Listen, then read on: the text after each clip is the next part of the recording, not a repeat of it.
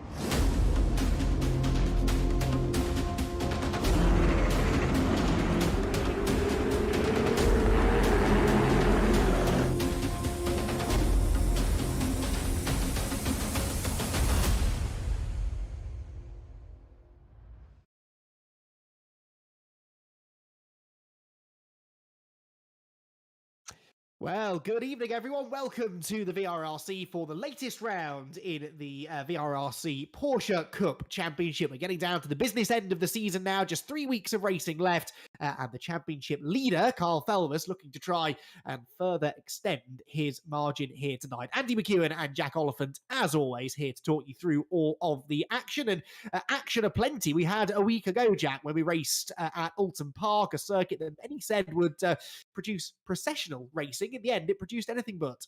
Yeah, it sort of went away from its reputation, really, and it was very exciting indeed. A fair bit of controversy that went along with it, but it's VRRC. We wouldn't be here without controversy, would we? We love it as commentators. Not sure Rich loves it, to be honest, but anyway, yes, Joel Lask came away with the most amount of points, although he was deep in the controversy. He, as it stands, does come away with the most, so he was the biggest gainer. Nicky Taylor with the second place, and Josh Martin with a bit of a return to form. This is, of course, in the GT3 category. Carl Felvis came away with the driver of the round, so big congratulations to him. But it was nice to see the likes of Josh Martin and Joel Lask finally get themselves together with this Porsche GT3. But of course, if you've been paying attention to the last couple of weeks, that's not the only category we've got here at the Porsche Cup. We've also got the GT4, and Ben Smith, the shock horror, is the driver who came away with the most amount of points in that one. Paul Laramie in the second place. Again, not a big shock to anybody who's been watching. And Chris Blakey, although it was a little bit more of a contest between for the third place lineups in the Porsches, with the likes of Sam Milner and Chris Blakey and Kenny Press at one point, all fighting it out for that particular honour. But Ben Smith is continuing his domination, and Andy, I think that bleeds into the championship. It does, yes, although a little birdie tells me he's not looking quite as strong in the practice sessions for this week. So it's going to be interesting to see how he gets on tonight. This is how the championship looks, though. As you can see, that super consistent run from Carl Felvis sees him now further extending that championship margin. He's the only driver to have finished in the top 5 in every race so far. That is really remarkable. 10 races and 10 top 5 finishes. Jay Warren has been a touch less consistent, but on his day has been actually just as quick. He's got the same number of race wins as Carl Felvis, 2 wins to his credit, but those wins have been his only podium finishes. So Jay Warren needs to try and just build a bit more consistency into his driving to try and really challenge for the championship lead. A win for Nicky Taylor last time out means that he is now 3rd in the championship, only 5 points adrift of Jay Warren, with Elliot Dalton-Ayres a further 9 back in 4th, and Eric Axelson, who didn't race with us last week at Oulton Park, still inside the top 5 courtesy of drop scores. Theo Mercuris still not racing with us. He's down in 6th place and will continue to drop, likely behind Joel Lask, who was the on-the-road winner of both races last week, but a penalty in race 1 saw him finish down in 4th and sits 7th in the points ahead of Josh Martin, Andy Dorman, and Andy Carroll rounding out the top 10. Then we move to GT4, where the Cayman Championship is still very much alive, actually. Ben Smith as you can see, has been doing an awful lot of winning. He did have those 2 race wins taken away from him at Croft, though, and his nearest championship rival, Paul Laramie, inherited them. And then Paul had a bit of a disappointing round at Oulton last time, a 2nd and a 4th place finish after a couple of off-track incidents, but that becomes his drop score. So he's 30 points back and looks a little bit more competitive so far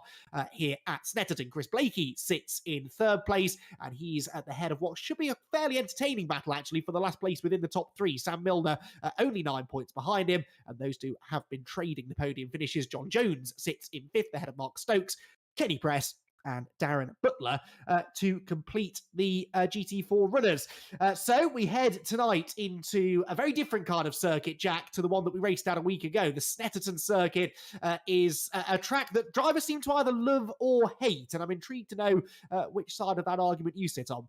Well, I love it, and I think everybody knows why at this point, so I'm not going to go banging on about how I took my first ever race win there. But no, it's as flat as a pancake, which is one of the biggest differences, isn't it, between the likes of Brands Hatch and Oulton Park. It sort of provides a very different challenge. It's also one of the longer circuits that we've got here in the UK, if you basically ignore Silverstone, because obviously that's longer than everything we've got. So, but it's got some really interesting corners as well. Bombhole's a fantastic opportunity to get a good run through there and go into Corham, overtaking them to Murray's, Brundle and Nelson under the bridges. We're probably going to be saying time and time again, another dive bomb opportunity, basically. And of course, Montreal and Agostini, both hairpins, heavy braking zones.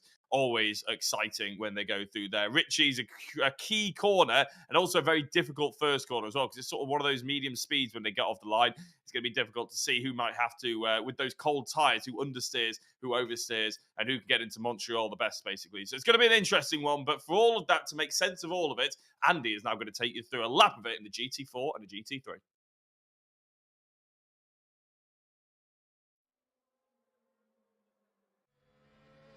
So the Snetterton 300 circuit, a really technical challenge no matter what car you find yourself at the wheel of, but it starts with a full commitment, double apex right-hander, 5th gear through Riches. There's a bit of positive camber there, which means you can carry an extra mile an hour or so than you think you can. The same is not true, though, of the Wilson hairpin. Hard on the brakes, down into 2nd gear, not 1st gear, because you want to try and control the wheel spin on corner exit, because it's a fairly long and quite steeply uphill run into the left-hander at Palmer's. This is a really tricky corner. It's got negative camber on the way in, and then you come through a bit of a compression in the exit. The car grips up, and you try and get a good exit down the hill into Agostini's, one of the best overtaking opportunities on the circuit. A late apex typically is the best way through here, and again, difficult to try and control the wheel spin on corner exit. Then into the short shoot into the awkward left-hander at Hamilton's, deceptively quick 4th gear you can see there in both cars. Get the car back over to the left-hand side of the road into another really tricky right-hander at Oggie's that seems to go on and on and on and on forever. It opens up eventually to lead into another right-hander at Williams. Ride the curve on the inside to rotate the car, and then plant that right foot down on the floor and don't even think about moving it until you get to that bridge off in the distance. This is the Bentley Straight. It used to be the longest straight in British motorsport before the 300 reconfiguration. Then down on the brakes, braking whilst on a turn, over the brakes, through the left at Brundle, over the curb at Nelson. It's over in a flash, but it could so easily ruin your lap in just the blink of the eye. Flat out, just about, I'd imagine, through the bomb hole, maybe a bit of a comfort lift on the way in, and then into the never-ending right-hander at Corham. There are several different ways that you can attack this corner, but as long as you're on the right-hand side of the road on the exit, that's fine. It means you're on the right line into the left-hander at Murray's, which was designed to promote more overtaking, but actually, it's really single file through there. A good exit required down the long centre straight, the blast past the pits, and that is a lap of the Snetterton 300 circuit. Plenty of places to overtake, but plenty of places to make mistakes too.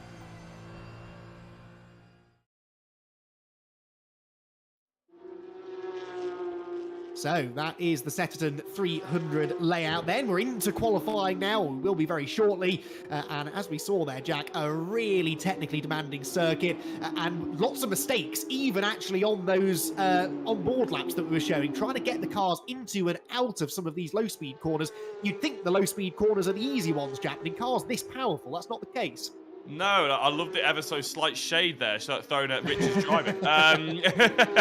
He, of course, did the hot laps. Well, actually, normally, to be fair, Eric Axelson weighs in on them as well. But yeah, it is a fantastic circuit. It's really hard. As you said a couple of times, though, actually controlling the wheel spin in these GT3s is going to be the biggest problem that all of these drivers have, because there's quite a few slow speed corners. And I do remember that it's sort of touring cars the rear-wheel drive really does favour Snetterton in quite a lot because, of course, coming out of those slow corners, that's where the rear-wheel drive gets the traction off. But anyway, don't have mixed front wheel and rear wheel in this class, so it's going to be all or nothing for all of these drivers. And as they're coming out of Murray's, it's such a key corner, isn't it? But like you mentioned, such a hard entry going into it. The exit of Coram going into Murray's, a couple of ways you can attack it. I always used to like to sort of end up sort of lifting and coasting towards the end of Coram so you could break that a little bit later and everything was just a little bit smoother. I did have an H-pattern gearbox though, so it's a little bit different to see how these guys crack on with it. But it's always difficult, and that can, as you said, make or break a lap. But it's one of those things, there are two places on this track where you have to brake whilst turning and then get the car to go back the other way again. And that is really difficult to do. I can only half understand that because I've never driven a car in real life, but it's all about the weight shifting, isn't it? And transferring the weight from the front to the back, from the left to the right, all in the sequence of a couple of corners. When the car is braking, it's really, really unstable, isn't it? Absolutely, yeah. Realistically, if anybody's not familiar with how the car physics work, it's very basically when you brake, all the weight goes forward, and when you accelerate, all the weight goes backwards. And a car is happiest when all the weight is right in the middle. That's why whenever anybody gets any ballast or anything, they like to keep it central to the car. That's why the McLaren P1, for instance, back in the day, the old fastest production car in the world, all the weight was in the middle, even the seat and the driver, to try and give it the best performance and everything like that. So you do want to keep it all nice and neutral. And when we're going into corners, like you've just been saying, Andy, where you're braking and turning, all the weight is going over the front left or the front right. And that causes a very unhappy rear end. And Porsches already have a fairly unhappy rear end. So you really don't want to upset them anymore. You don't want to antagonize them any more than you used to. So, yeah, it's all very, very important to keep it nice and neutral. And that's why I did used to lift a little bit, because that neutralizes the car. And that makes everything a little bit easier and a little bit slower. You can get a better exit. Yeah, absolutely. I think, and I say this from a very qualified position, having never driven a racing car in my life, but I really do think that understanding that weight transfer is probably the most important thing when it comes to really extracting the most out of a car. And it's something maybe people don't realise really until they've done it either for real or spent a lot of time in the sim, because sims like Assetto Corsa really do simulate that very, very well indeed. Right then, who is wrapping their head around all of this the best is the next question. Well, right now it is Joel Lask, not this man, Elliot Dalton Ayres, but a driver in a very similar looking car, because the Phoenix Sim Racing cars are running in tandem out there and both going pretty quickly. Lask is fastest, Dalton Ayres third fastest, and Nicky Taylor in between them. So quite a similar running order at the moment, really, Jack, to the one that we had at Oulton Park, especially when you look back at Jay Warren and Kyle Felness, neither of whom at the moment look to have the ultimate pace.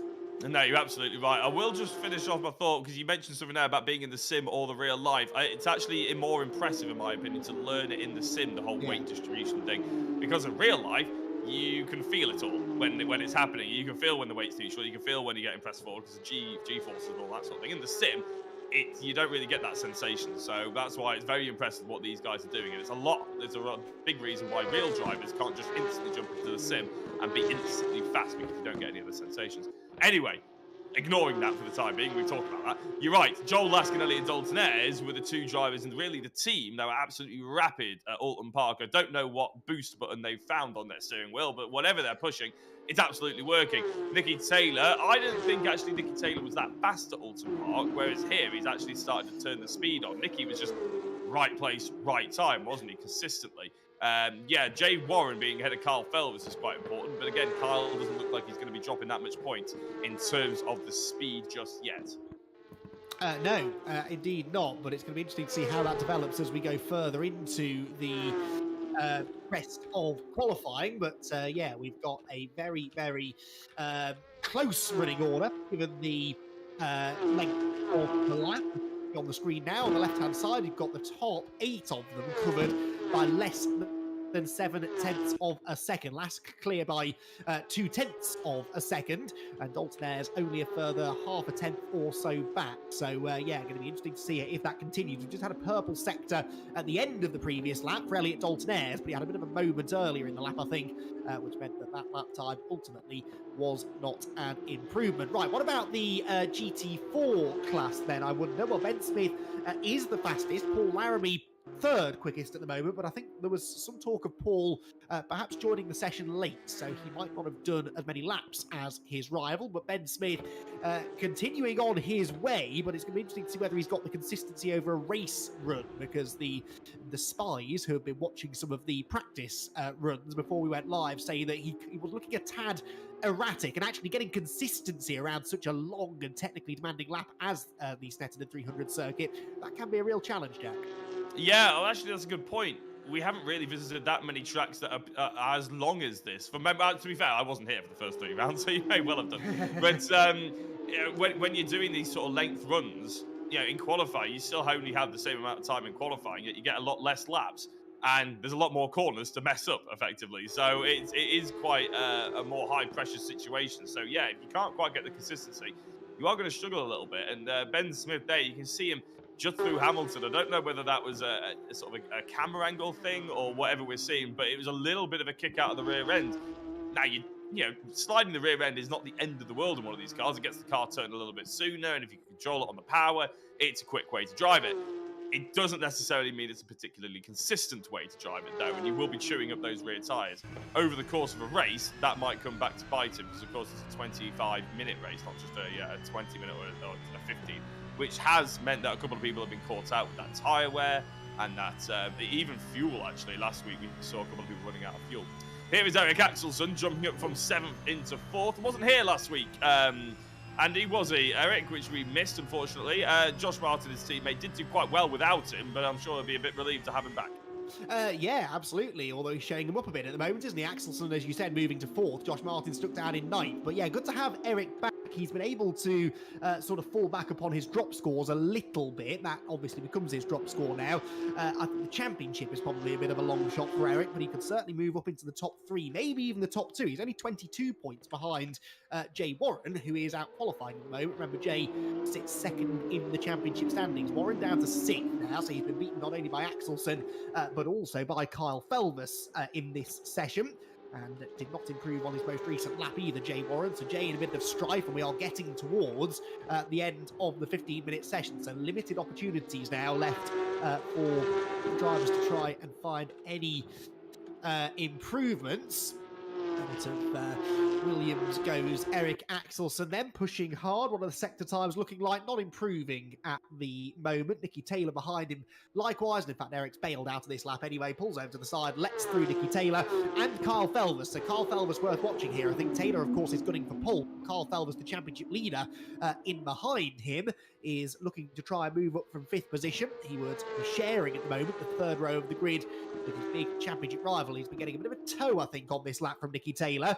Not really working, though. He's not improved in the 1st sector, has Kyle Felvis. The 2nd sector time is about to come through, and I don't think that's going to be an improvement either. And then the 3rd sector of the lap is basically just the run down the pit straight. Taylor has improved, though, in, say, sector number 2. So what can he do then? Across the line, can Nicky Taylor snap the pole position away? The answer is no. It's a 47.768. So it was an improvement there slightly. And Carl Felvis did improve at the end of the lap, up into 3rd position. So Carl Felvis then up to 3rd, and he'll be very, very pleased with that indeed. Ben Smith, meanwhile, looks on course for the GT4 class pole position. He is 1.5 seconds clear of Chris Blakey. But what is Paul Larrabee doing? Well, he's not improved in Sector 1, and so it looks as though he's going to have to settle for 3rd on the grid. Can he maybe find that, well, less than a 10th of a second that he needs to move ahead of Chris Blakey and get onto the front row of the Cayman class? He could do with that, really. Of course, pole position is worth points in this championship. 1 point, I believe, for pole position. So Ben Smith taking that, and Paul Larrabee is not going to challenge because he's heading for the pit lane. Anybody else improving, I wonder? Elliot Dalton-Ayres is on a lap, but not improving in the sector. So I think Joel Lask pretty safe now on the class pole position within the GT3 category, and will therefore be able to hear from him and Ben Smith in just a couple of minutes' time.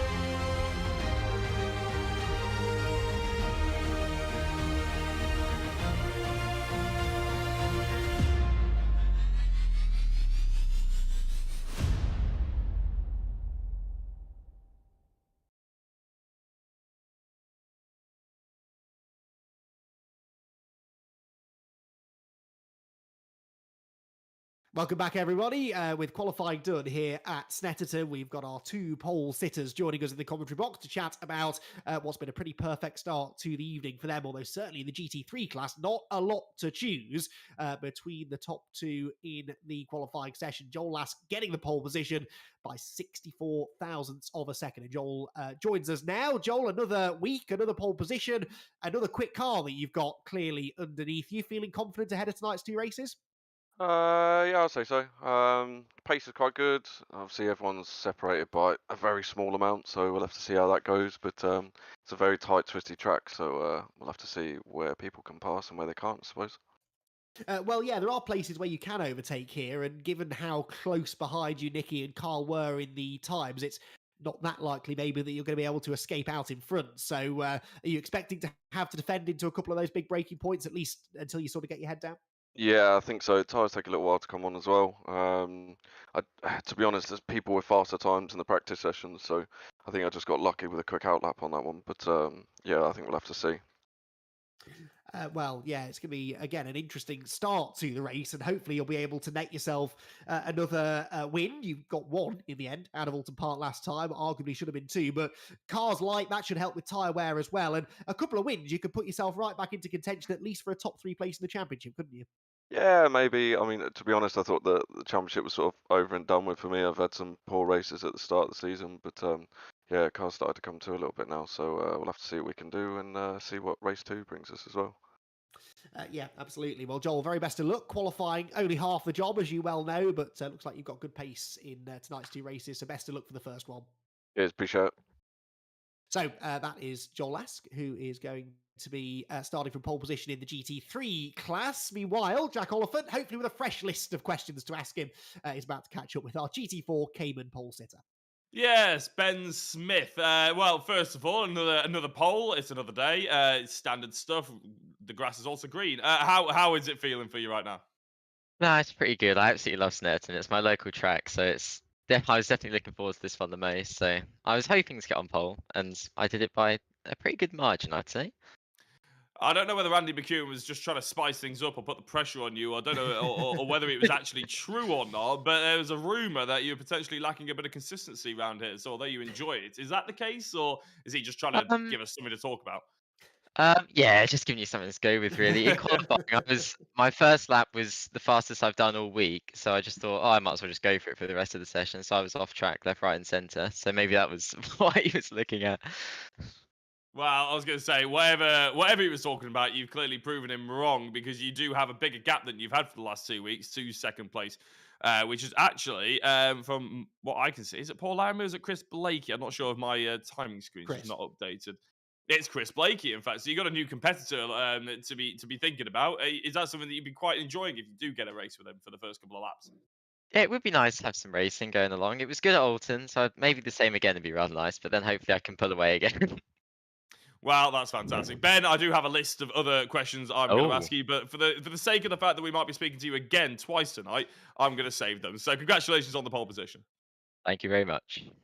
Excellent. And if that doesn't put the curse of the commentator on him, then nothing will. Thank you very much, Jack, and well done, Ben, on the pole position. Right then, before we dive into our first race, some news to bring you all, because as always, lots going on behind the scenes here at the VRRC, including work on not just the next one, but the next two championships that will be running in the new year. One of them, which we'll get onto in a moment, is your traditional 8-week sprint racing championship. But alongside that, and I think this is a fantastic idea, by the way, is an 8-round endurance championship. We've been sort of toying with the idea of endurance racing a little bit over the recent past, and we're now going all in with 8 races, 90 minutes per race, with obviously the live broadcast as per usual. Free entry for members. Non-members, it's only £10 per round. The unique element of this being that they won't run over 8 consecutive weeks as the normal championships will. Instead, we're going to sprinkle them in between the other regular 8-week sprint racing championships. So we'll have 2 rounds in January,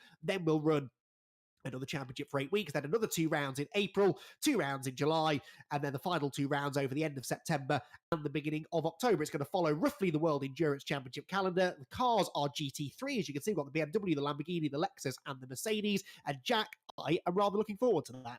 Yeah, I don't know what you find exciting about that, Andy. Yeah. You and an endurance championship. I didn't know it was your cup of tea. It does sound pretty cool though, and it's a different format that we've had before at VRRC. We always try slightly different things, and GT cars are fairly popular. So I'm excited by this one. It should be really cool, and it'll keep us on our toes as well, Andy. For remembering what happened a month ago. But there's not just that, of course. There is another championship we've got to talk about. More news, and it's a traditional championship. So if you're worried that you're only going to be seeing stuff maybe twice a month or every other month or anything like that, well, don't fear. We're going to sprinkle in between those World Endurance events the full 8-week championships that you're used to. That's why the endurance events are so long. So the next one coming up is a mini JCW Challenge Cup. It's a fantastic sort of car to drive. Everybody likes touring cars. Everybody likes Civics. Well, the minis are sort of the next best alternative, I should say. We haven't raced them for a while. And you can see it's a fairly British affair with the likes of Donington Park, Castle Coombe, Oulton Park, Mondello. Mondello Park. I'm not actually sure I've ever commentated or anything there. Anglesea's thrown in there, Brands Hatch, Croft, and Duxton. So it should be a lot of tracks that a lot of people are used to. But I like the addition of Anglesea and I like the addition of Mondello, Andy. Oh, there's the on button. Yes, I like Mondello Park as well. It used to be on the British touring car calendar for a couple of years, about 20 odd years ago now, probably, over in Ireland. And yeah, cracking little layout, that one. So that should be really good fun. Where I have prizes, of course, as always, for the mini championship as well, for our sprint championships anyway. Just trophies for the endurance, but proper prizes for the minis. So we've got a CAMMUS wheel and pedals for the champion. We've got a sim racing dashboard. I want one of these from a courtesy of Phoenix Sim Racing, who are continuing to work alongside. There's a Mecha sequential gear shift of the third place driver, and fourth and fifth places will receive some VRRC merchandise. Now, along with that, we've got our fun race and time attack still going on. The fun race is, remind me, Rich, where we are for this week's fun race. Castle Coombe, that's right. We're in Skodas, I seem to recall, aren't we? Yes. For a bit of front-wheel drive tin top racing fun around a very fast, very bumpy, proper old school track, Castle Coombe. And that looks, suitably, Jack, like quite a lot of fun. It does indeed. That's not only the thing. I think that was the fun race that you just covered, wasn't it? Well, we had the time attacks, which, again, Rich might have to remind me what it is. F1000s at Oulton. So there we go. A track we've just been to. If you've been sort of wetting your whistle from last week and Oulton Park action, then by all means jump into the time attack for the F1000 over the next couple of weeks. I'm sure that'll be something that everybody can get on board with. And of course, there are cash prizes in there to be won if you're members. And there's obviously just the ability to jump onto a good Assetto Corsa server and see how quick you are compared to these guys. If you are non-member, you can still get involved with that, I'm sure. But yeah, Andy, there's loads of stuff to be getting on with, isn't there? But I know you're particularly interested in the endurance, but I'm particularly interested to see how the drivers cope with that sort of big gap in between the races as well, because that is something that we haven't done before. Well, they'll need it, won't they, really? Because we all know their thoughts on races beyond the length of 25 minutes. So that will give them plenty of time to recover. Right then, we need a bit of time to prepare ourselves for our first race of the night. We'll be back in a couple of minutes.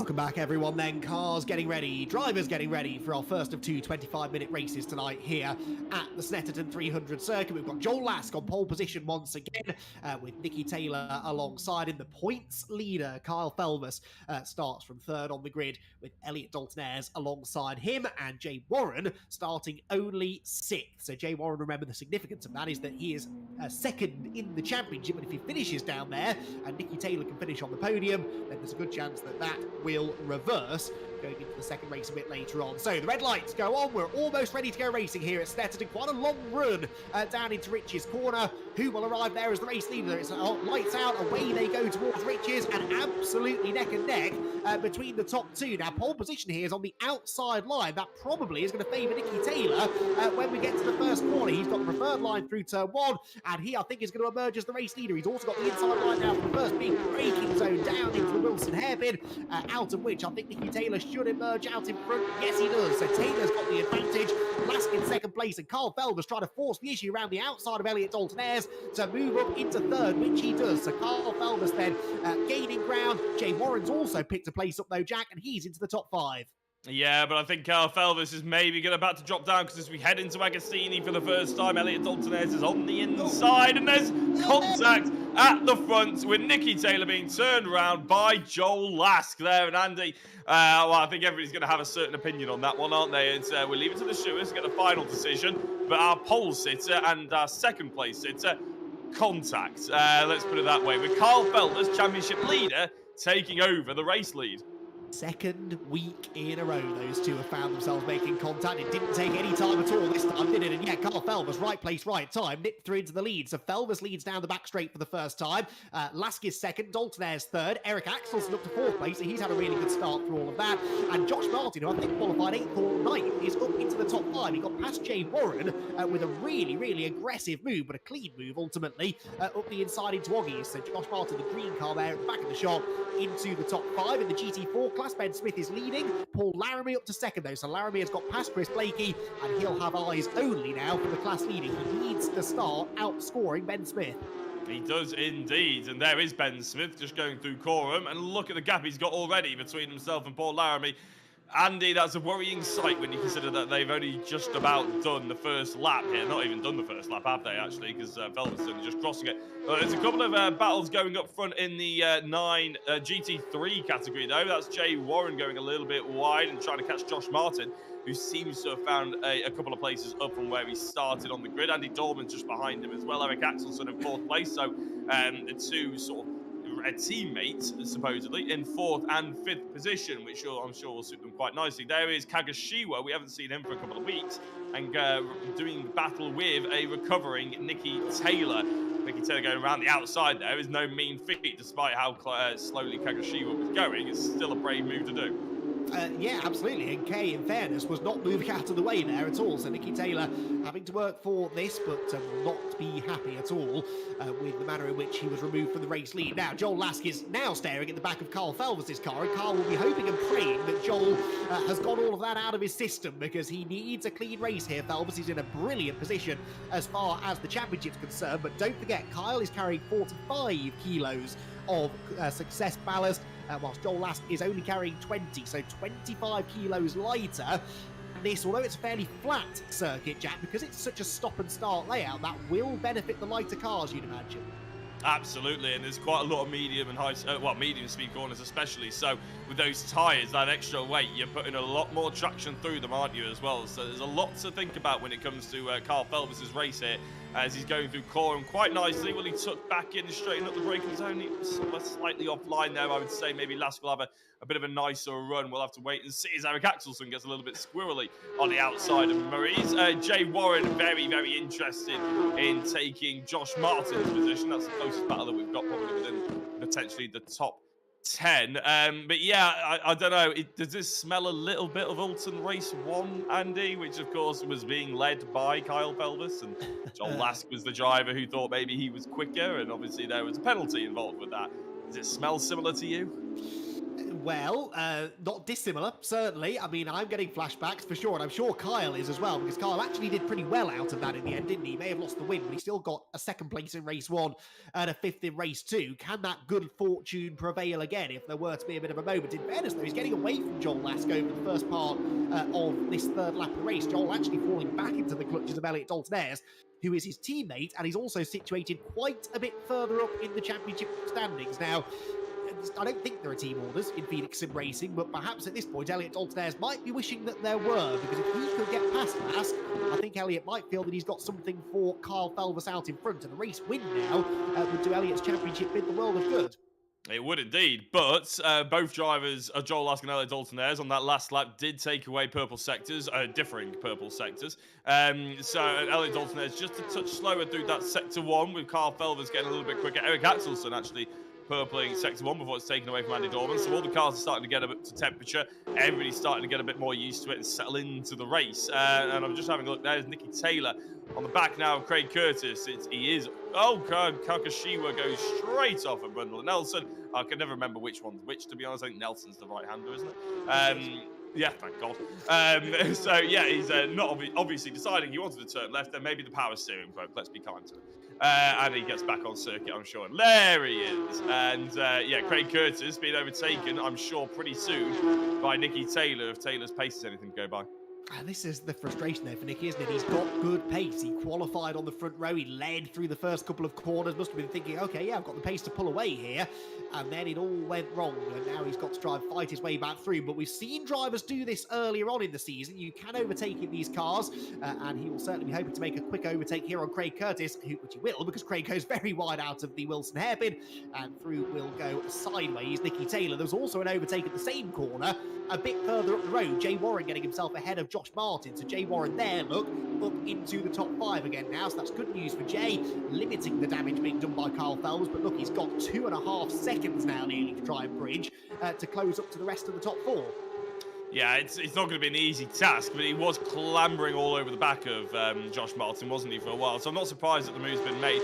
And I have to say, when you were talking about Nicky Taylor obviously having a recovery drive, and it's been done earlier in the season and everything like that, if you're going to have to do a recovery drive, I personally would probably choose Snetterton to be one of the places you're doing it, because ultimately there are 3 or 4 good, solid overtaking manoeuvres, whereas everywhere else we've been, you have to be slightly inventive. And Eric Axelson is going to be one of those inventive manoeuvres here, trying to go around the outside of Brundle, trying to get the inside for Nelson. Didn't quite work. He almost went for a cutback. It looked like a cutback, Andy. I think it was just a better thought process. He just backed out of it a little bit and decided to live to fight another day. But we are getting 2 differing fights in the top 4, aren't we? Because Lask, no longer having the headache of Elliot Dalton-Ayres' teammate, can attack forward to Kyle Felvis, and Elliot Dalton-Ayres now has to worry about Eric Axelson just behind. This will play into the hands of Jay Warren. Yes, certainly will. If these two start scrapping, you can see that gap's coming down already. It was 2.3 seconds half a lap ago. It's 1.8 seconds now, and Jay Warren does a personal best lap of the race. So Jay Warren definitely starting to close in on these two, but 2 laps in a row then I've noticed Joel Lask struggling out of Williams, which is the long right-hander that leads onto the back straight, and that is not a good place to be struggling, because it leads you onto the best overtaking opportunity of them all, down into Brundle and Nelson. I've seen it done before, going around the outside through Brundle to get the inside for Nelson, but I've seen him end in tears a few times as well. Thankfully, didn't on that occasion. Jay Warren, though, continuing to get his head down, pulling away from Josh Martin. The lead gap is down to only 0.4 of a second, but that lead gap, Jack, it really seems to ebb and flow depending on which bit of the racetrack they're at. Part of that might be driving style differences between Carl and Joel, but I do think that the weight is playing a factor. This middle sector, Joel really seems to be able to close, and that's where the most stop-start elements of the circuit are to be found.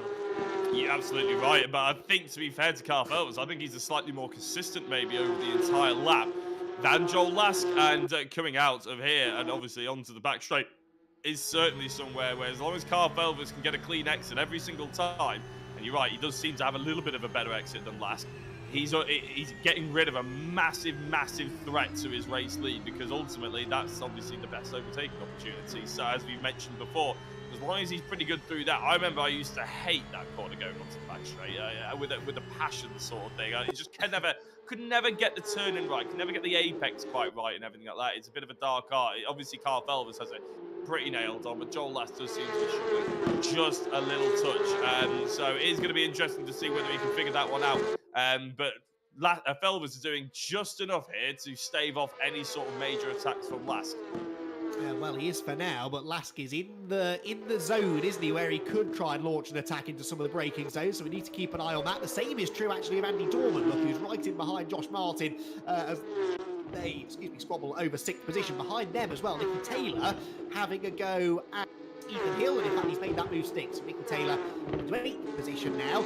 How far up the running order, Jack, do you think Nicky can get here? He's got 15 minutes. That's still quite a long time, and they're reasonably closely bunched ahead of him, aren't they? Obviously, the further up the order he gets, the harder the overtakes become, but there's no doubt about it. He is looking quick still. He's got 15 minutes left. Normally, in previous championships, we'd only just be talking as if we're getting out the opening stages. And if they were all this closer at the opening stages, you'd be thinking, okay, well, Nicky will probably be able to get through. I wouldn't be surprised if he gets up to 5th place, if he overtakes Jay Warren. I think Henrik Axelsson might be just a touch too far, but just given the close proximity that the next 3 are in front of him and to each other, I think he'll sit in that gap there, I reckon, by the end of this race, if he doesn't have any more contact or anything by, in the next 15 minutes or so. Well, we'll see how true that proves to be. The lead gap, meanwhile, goes up this time to 0.8 of a second down the back straight, and now, if anything, Dalton Ayres is coming back at Joel Lass. You mentioned the word consistency a few times tonight. That really is the key, isn't it? Felvers looks a bit more consistent. Those behind him perhaps are quicker on the odd lap, or the odd bit of a lap, but hooking that all up, it is such a long lap. It throws so many corners at you over the course of the 3 miles, and you only have to make one little mistake, and often one corner leads on to another, and then another, and then another. You make a mistake in one corner, it can affect you for the next 2 or 3, and I know that's not unique to Snetterton, but it really does seem to be a factor here. Yeah, I agree. I would love to see if... I don't think we've got the zoom on tonight, but I would love to see Kyle Felvers right now, because normally whenever we cut to him, he's animated. He's shouting, normally, at something, I'll be honest. And he's sort of like getting a bit worked up, shall we say. Whereas right now, I reckon he would look a bit like whenever we cut to Nicky Taylor, where he would look dead focused, not saying a word, head hardly moving and not blinking. But I'd like to see whether his shoulders are down, that's the thing, and how his elbows are, how relaxed they are as well. Apparently we're getting word from Rich that he's looking very relaxed, super focused, which is exactly the state you want to be in when you're just trying to put in those consistent laps. Whereas Joel Lask, not entirely sure, but as he's throwing it off a little bit more, and so is Elliot Dalton Ayres, I wouldn't be surprised if they are a little bit tense and over-driving slightly, which is why they're getting squirrely and why they're struggling. Yeah, absolutely. But that gap again just starting to concertina back together as they head down the Bentley Straight. We did just see Carl Felvers on the insert there, the Zoom call, and looking a picture of concentration, but certainly not looking too stressed at the moment, although that might start to change as Lask gets back within striking range again through Brundle, then into Nelson. Got to be so careful to stay away from that sausage curb on the inside. You can see the size of that curb. So easy to unsettle the car. Do more than unsettle the car, actually. You can spin the car out completely by hitting that curb. And again, look, Joel Lass riding the curb through Coram, even trying to get that bit of rotation, because that's another difficult thing about this circuit in these cars particularly, Jack.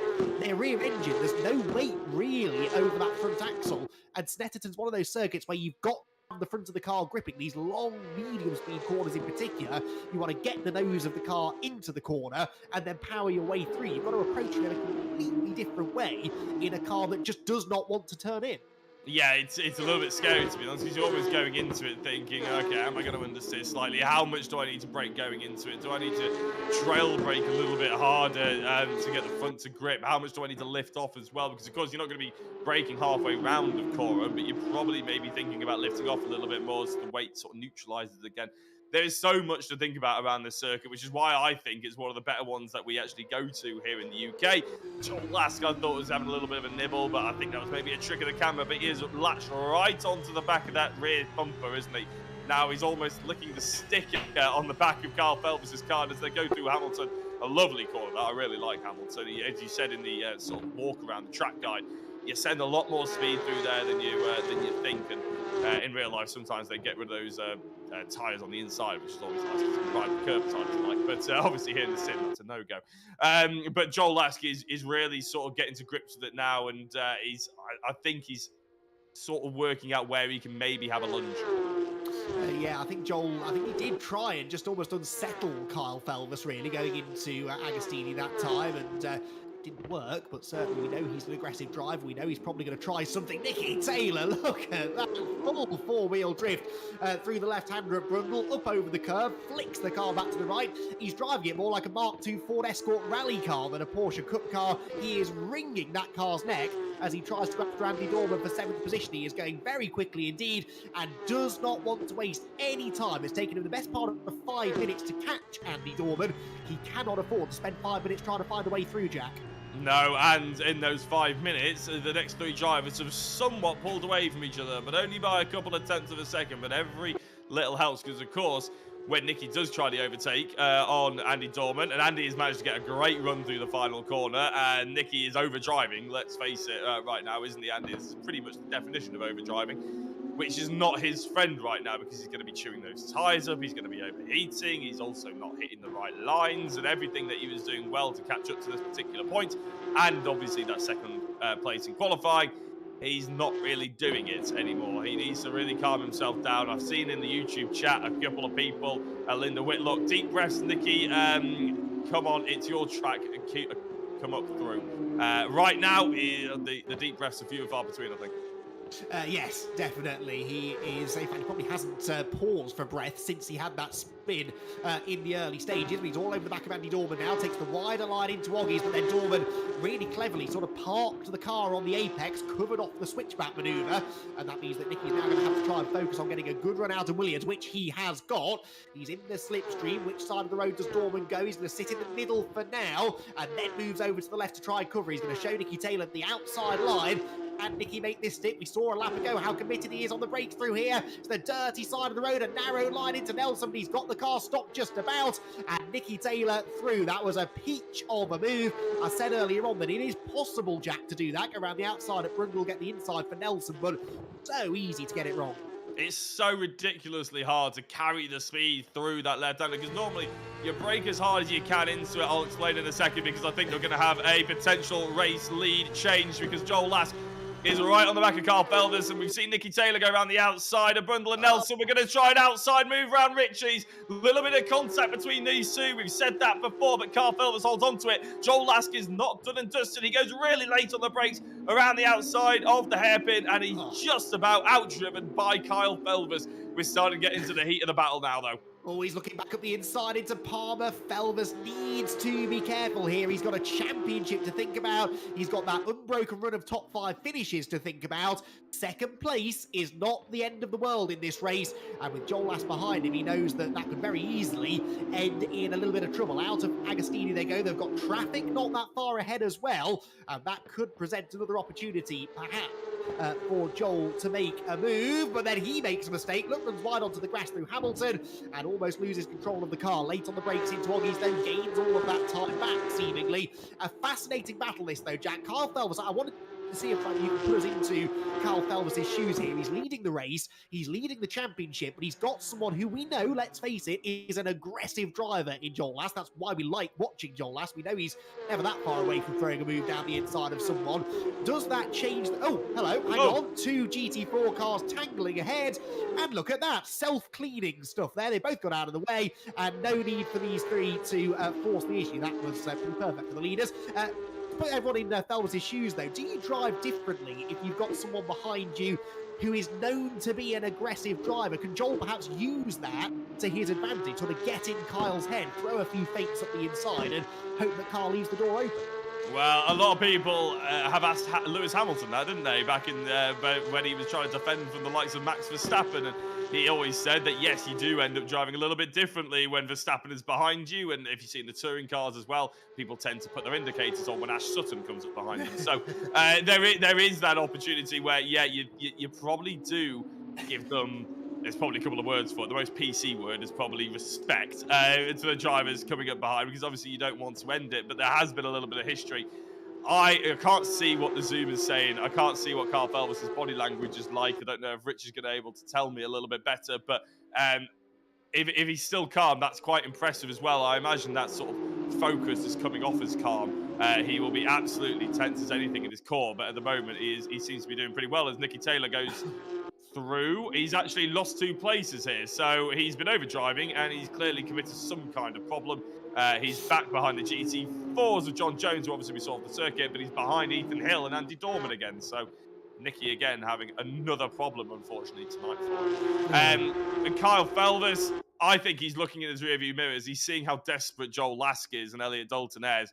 He's probably pretty happy with the state that he's in right now. If he gets a touch, if he gets forced off the road or anything, you will see him explode. You'll see him, all that tension that's obviously wound up right now in the focus and everything like that, it will explode. And you don't obviously want to see that happen. He's driving particularly well. He's doing everything he needs to. The car is in exactly the right place and exactly the right time.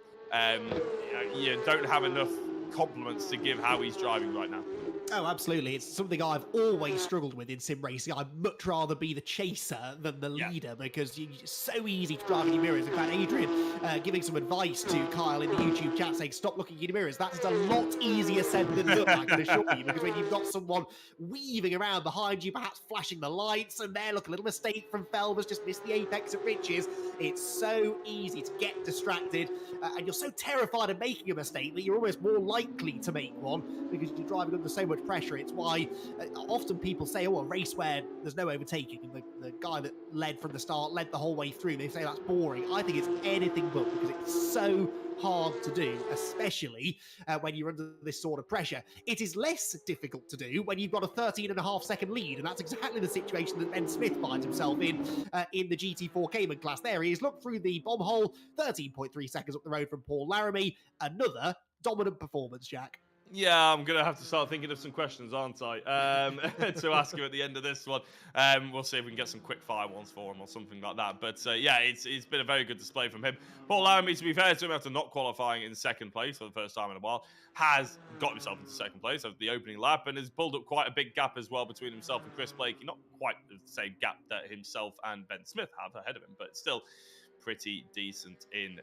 But yeah, here is back to the front of the order with Carl Felvers, and it is one worth noting, I would say, that the top 3 have just pulled away from Eric Axelson a touch every single lap, and Jay Warren may well be interested in the last 3 minutes of having an opportunity there as Carl Felvers goes a little bit wide through the bomb hole. Maybe he's starting to get a little bit sweaty hands now, a bit of a twitchy leg maybe on the braking. We'll have to wait and see, but he's driving committed, he's driving well. I had to say, I know he looked like he went wide at Riches a while ago. It's the second apex at Riches that is really the more important one. And he can carry a little bit more speed through the first apex, don't quite hit it. As long as you get the second one and straighten the car up, that's important. And ultimately, he's been able to hit both of them here, which is a lovely bit of driving on.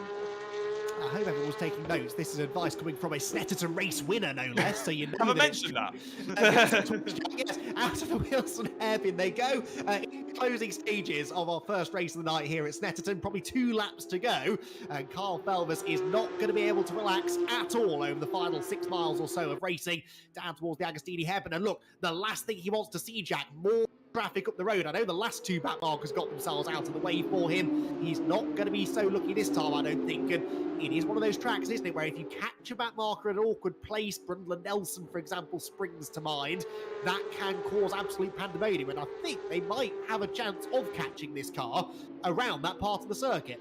Yeah, it would be a bit scary, actually. I think they're going to get them just on the straight. I think the brunt of the GT3 the grunt of the GT3 has just about enough in it to get past, hopefully. I may well be wrong. This is a little bit touch and go.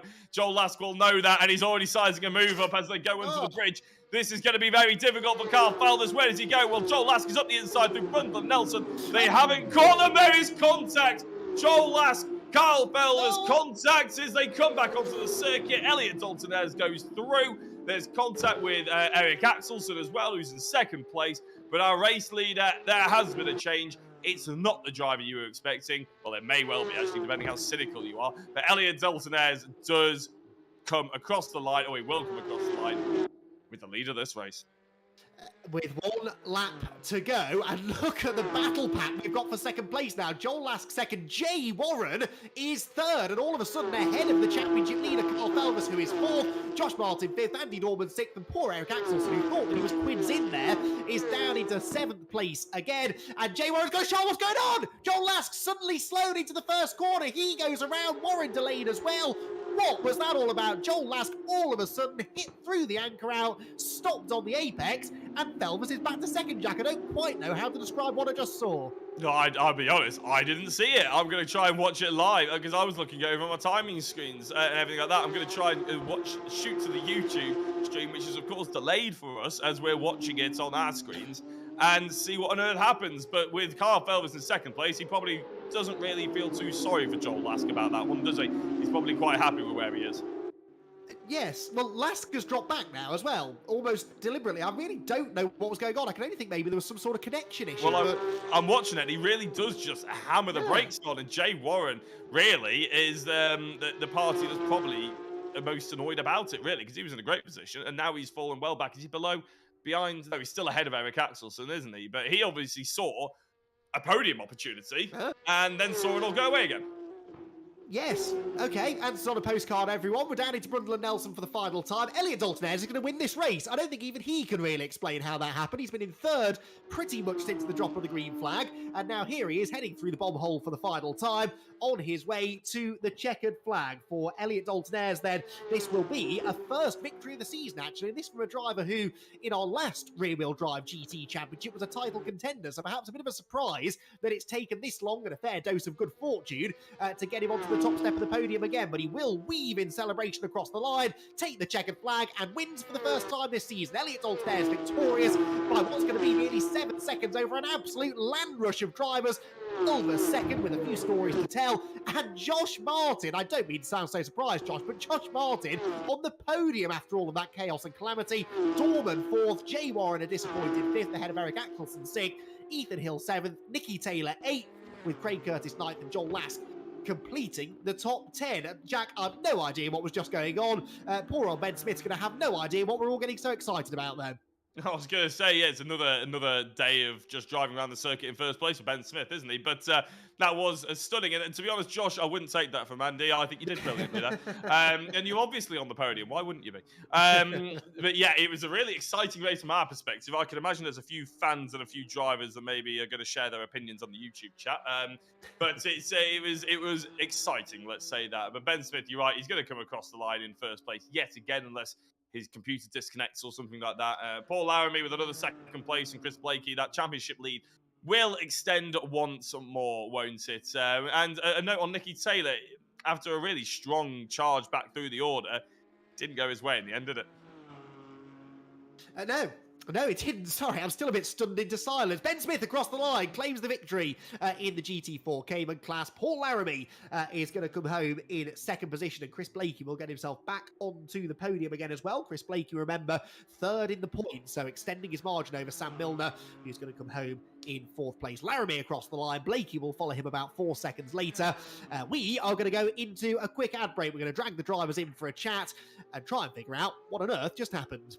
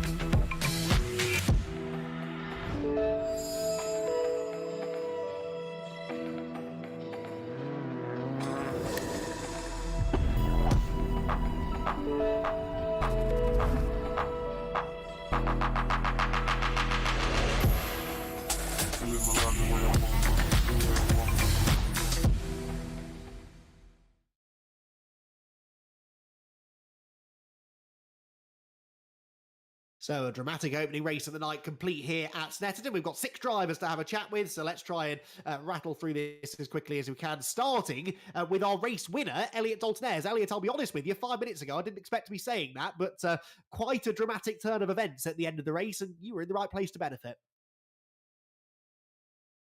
Oh, Elliot's muted himself. Should we try that again, Elliot? Have we got you? don't think we have. So He we doesn't will. want to comment.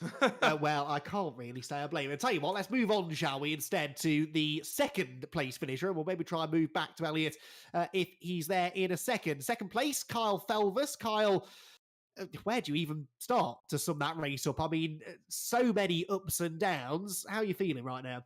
Yeah, I mean, where do you start? I think anyone could answer that question. It's, you know, it all started on lap 1 when I gained first. I mean, there was an incident between Nicky and Joel. And, you know, I won't comment too much on it, but Nicky had so much pace this evening. In practice throughout the whole week, he's been the quickest driver. And I think if Nicky had stayed where he was, it would have been a first for Nicky. But, you know, it's happened again. And I think I was leading the race, and then, you know, it was good racing up until that point. Fantastic racing and brilliant driving under pressure as well. We were commenting on that during the race. Having someone right on your rear bumper for that length of time, not easy. And so many braking zones where it's easy to outbrake yourself. So many long corners where it's easy to miss the apex. And really not a mistake to be seen until the obvious incident happened towards the end. I'm not saying that was your mistake, but that was the only thing really that went wrong. Yeah, definitely. I mean, Snetterton, it's a really tight and twisty track, but then it's got some flowy bits to it. So I think to not make a mistake the whole time is good. Definitely got good consistency. I just don't think the pace is quite there. Unlike Nicky, and, you know, he genuinely was rapid this week. But we were doing well, and yeah, up until the second last lap. Indeed so. Well, Carl, very diplomatically put. Well done. We'll leave you to prepare for race number 2, but well done on getting out of jail there with a second place finish. Thanks, Andy. So that's Carl Felvis then. Elliot Dalton-Ayres, unfortunately, has left the chat. We'll see if we can get him back. In the meantime, Jack Oliphant can catch up with our third place finisher. In fact, yeah, well, actually, sorry, Josh. I'm going to quickly try Elliot Dalton-Ayres again. Elliot, do we have you finally? Yes.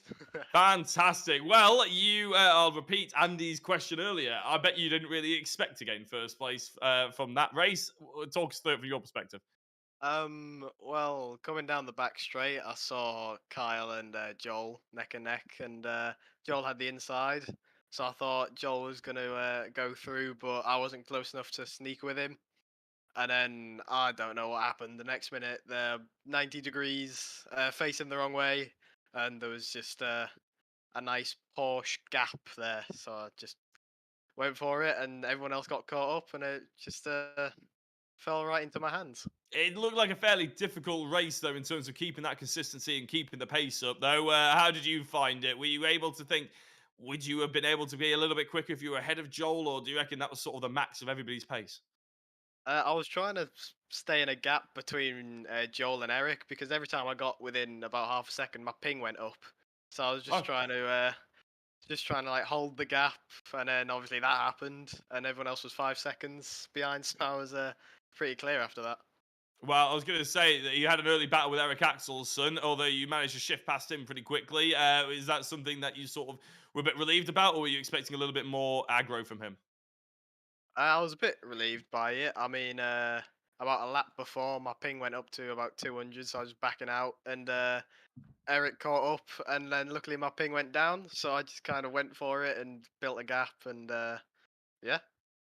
Well, fantastic. Well, congratulations, Alex, on the win. However unexpected, sometimes those are the best, aren't they? So, yeah, congratulations, and you never know, we might speak to you after race 2. Cheers, Jack. Congrats, Elliot, then on that race win, as we've said. And now we are moving on to our third place driver within the Cup class, Josh Martin. And Josh, a bit like Elliot, you benefited a bit from the late drama, but you made some good early progress as well. Yeah, not bad from 10th on the grid. No. But yeah, I had a cracking start, and I had a brilliant battle with Andy Dorman on the first lap. We went side by side through like 4 corners in a row, and like completely clean as well. So it's just what you want to see. And yeah, I got myself in front of Jay, and it was all going quite well. It was, yeah. And then obviously it all kicked off at the end. You've managed to find yourself back into the podium place. In fact, this will be your third consecutive third place finish. So you figured something out of late, haven't you? The pace really seems to be increasing. Hey, not the third place curse again. I had that in real life for a whole season. I just kept finishing third. Hey, but it's better. It's better than 10th. But yeah, so just super happy actually to have some good luck. I was happy to beat Jay because he got by me earlier in the race. So I was more happy to beat him than probably the podium, to be fair. Yes, well, there you go. The podium, a nice little bonus to celebrate at the end of the race. Josh, we've got to move on to the Cayman class, but congrats. Good to have you back on the podium again. Cheers. So there your Cup class drivers done. Time once again, though, for Jack to have a chat with our race winner in the Cayman class, and it's a familiar name on top, Jack. Yeah, shot caller Ben Smith. Congratulations on the race win. It was dominant, blah, blah, blah, blah. The real question, though, is do you prefer jam, then cream, or cream, then jam? Jam, then cream. Right, okay. Is it scone or scone? Scone. Is it do you pineapple on pizza? I would, I would. Right, kick him out, Rich. This interview's over. That's Ben Smith, and we'll speak to you next week. I'm with you, Ben. I'm with you on that one. Congratulations on the race win, Ben. We'll speak to you later. See you later. Oh dear. Right, second place. Again, a familiar sight. Paul Laramie. Paul back in second place again. Normally, second place something to celebrate, but you must be getting a bit fed up of this now. Yes. Yeah, we got a bit. I had a couple of GT3s in front between us right at the very start, which just gapped us a little bit. Couldn't quite catch up, and Ben is so fast around here. So yeah, fair play to him. Yeah, again, that early advantage he had proved to be pivotal. You have got a track position advantage over him slightly in this race. How aggressive are you willing to be in the first few corners to try and make the most of that? Well, after spinning him out last time at Oulton in the second race, I should try to do that again. But yes, try and get ahead a little bit and try and get in front to stay there. But we'll see. Excellent. Sounds like a plan, Paul. Well done. Second place. Good luck for race 2. Cheers, mate. And finally, back on the podium again, Chris Blakey, third in the championship, and he was third in that race too, Jack. He was indeed. Yeah, Chris, congratulations on that one. Is that a bit more of a... I'll be honest, we didn't see much of it due to the GT3 class, but how interesting was it from your perspective? Well, you can't say nothing but consistent, another third. I was slowly kind of catching up to Paul. That was bringing the gap down and a little mistake. So it was trying to stay consistent because the last couple of rounds I've had spins of my own doing. So that was quite fun to be within snapping distance at Paul. So we'll see what race 2 brings. I was going to say snapping distance is what we like to hear, Chris. So we're expecting a few little nibbles maybe when we come into race 2. If we get close enough, yes. Fantastic. I'm very excited with the reverse grid. Good luck for it, and maybe we'll be speaking to you after. Thank you, guys. There we go. So they were your podium finishes across both of the classes in race 1. We move on now, though, to race 2. And, well, the first race, a little bit messy at the end. Jack, there's every chance we're going to have a bit more messiness on our hands in the second one because we've got the full reverse grid, quick drivers at the back, some of the slower drivers at the front, and we've got the Caymans starting ahead of the Cup cars on a notoriously narrow start-finish straight. It is very narrow, isn't it? I mean, normally we quite like to see them split. Sometimes the GT4s get nice and close together. The GT3s sort of try and go around the outside of them. Whether that works or not is obviously dependent on the track. It depends on the day. And quite a lot of the time depends on how cooperative the GT4s want to be.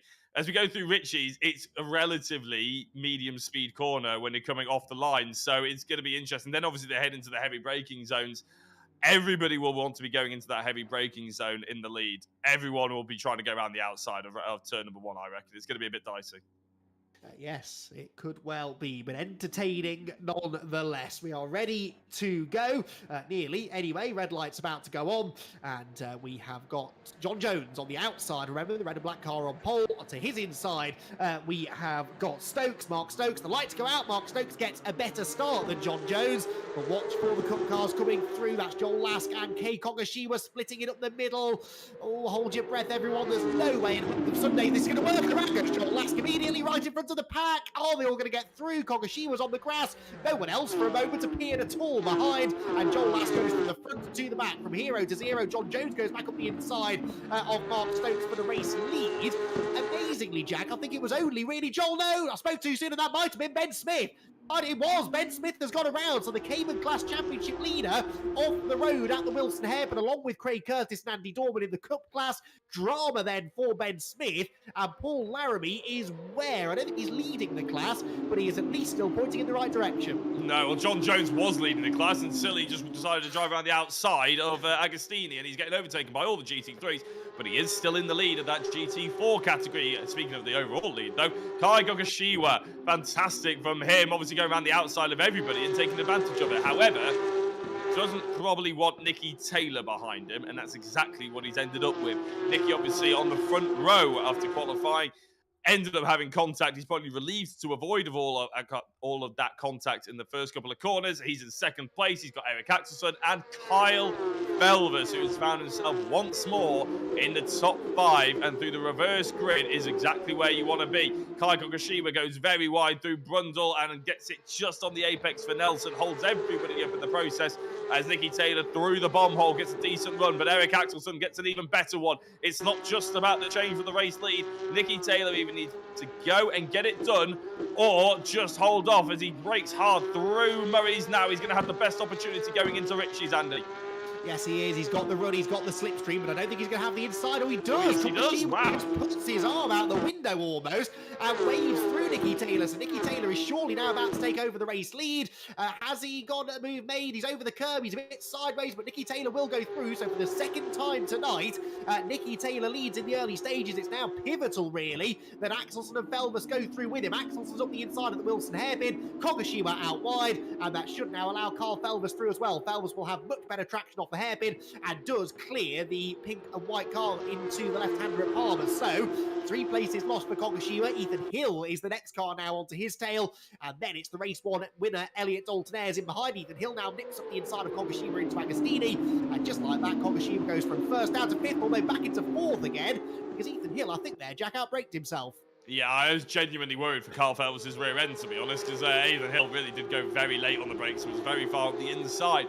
I think there's even more drama actually behind, because Kogashiwa ends up hitting Ethan Hill and they go wide and off the circuit. J1 will probably try and take advantage of that. Josh Martin has. He's moved up. So not a lot of the GT3s have really fallen victim that badly in that first corner couple of incidents. Craig Curtis is probably the biggest loser in it, but apart from that, they've all managed to get ahead of the GT4s once more, and we're only about a couple of laps into it, aren't we? So, yeah, we're pretty much all set and ready to go for the next 22 nearly minutes of racing here with Nicky Taylor in the lead.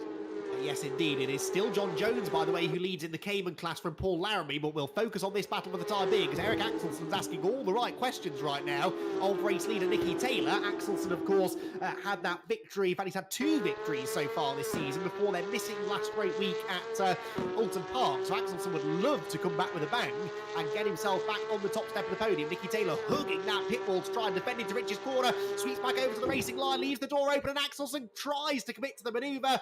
And Eric knew, I think, that it was the right time to bail out of that when he loses momentum on the exit of the turn, though.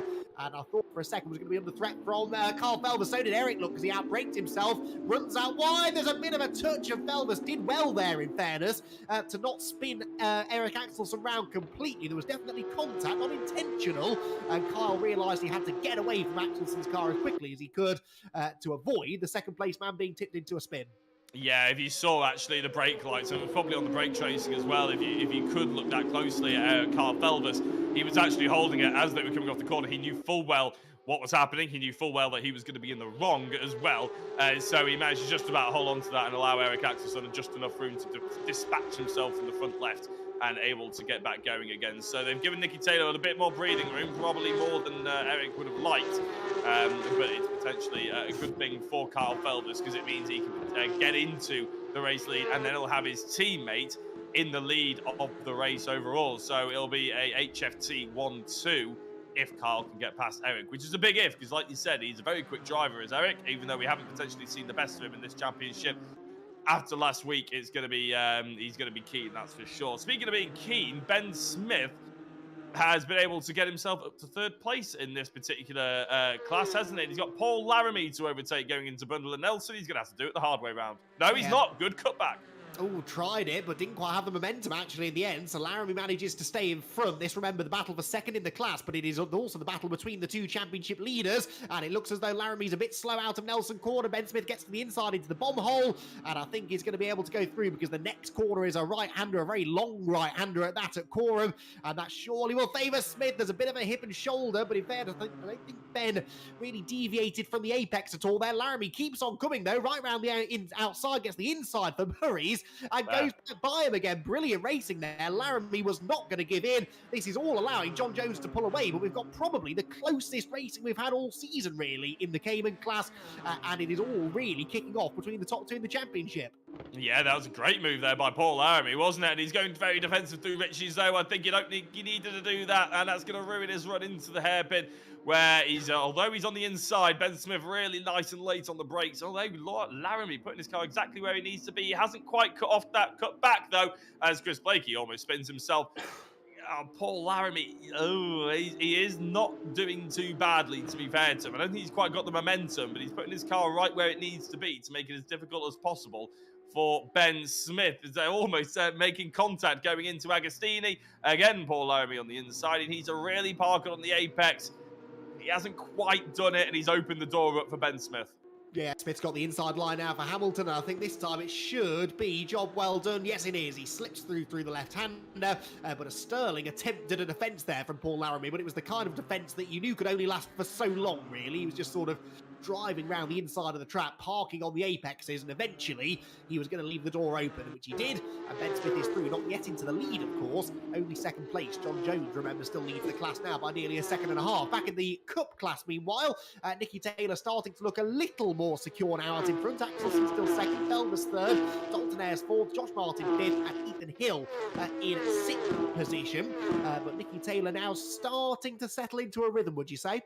Yeah, he got that gap, didn't he, after Felbus had a little nibble at Eric Axelsson, and since then he hasn't really been troubled too much, but equally, I don't think Ericsson's been troubled too much either. We've been keeping an eye on the gap, and it was about 0.3. It's opened up to nearly half a second now, so it is getting a little bit big, although having said that, it's sort of now going down yet again. So as Laramie goes wide, as Ben Smith is potentially going to take the lead for the GT4 class on John Jones. It only took him a lap, Andy, to get into this position, or even maybe only half a lap, actually, to get onto the back of John Jones. It may well be done by the time we get into the third corner as they go around Ritchie's.